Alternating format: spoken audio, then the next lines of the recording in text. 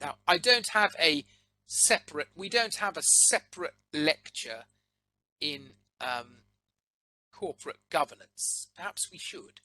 The, the reason we don't in BTRM is because A, it's a separate subject that is concerned with the whole bank, so it's not just balance sheet risk, and B, we have got a lecture on the ALCO governance framework, which references in some detail what the board framework might look like. So we don't have a separate lecture on this, but you might want to read chapter 18 of the core text, Principles of Banking, which talks about corporate governance. All right, but I'm introducing it here in the primer lecture just so we're familiar with it and can keep it on the back of our minds as we do the rest of the program, as we follow the rest of the program.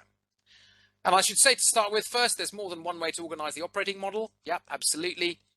And the right model is the one that works for your specific bank in the best way. That's the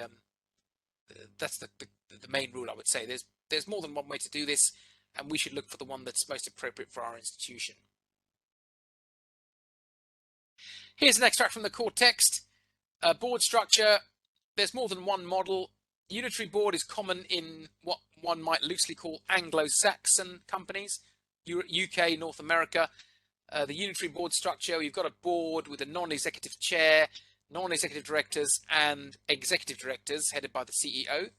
You've also got the two-tier board, where you've got, which is more common on the continental Europe, especially northern continental Europe, but also, yeah, more common on the continent, European continent, where you've got two-tier board or a dual board structure, where you've got a supervisory board, which is the non-exec chair and the non-exec directors, and then a separate executive board, which is the CEO and the exec directors.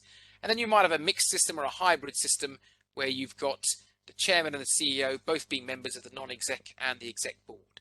Is one any better than the other? No, not at all. They're all effective in their own way. You'll just have to determine what's best for you. Of course, in some jurisdictions, you may not have a choice. There may be legislation in a local jurisdiction that says this is how we do our board structure, a governance code, for example. It may come as a surprise to you to learn that the unitary board, which is common in UK and North America, and the two-tier board, which is common in Europe, it may come as a surprise to you to learn that the two-tier board was actually invented or first implemented in the UK. So in that respect, it was exported to the European continent, but you don't often see it in the UK these days. But we should be aware of it, and we should be familiar simply as balance sheet managers of our op model for governance, for corporate governance. Now, I'm not going to spend too much time on the ALCO op model because we're going to look at that in lecture 8, but it might look like this or it might look like that. No need to worry about it now. We're going to discuss this further in lecture 8.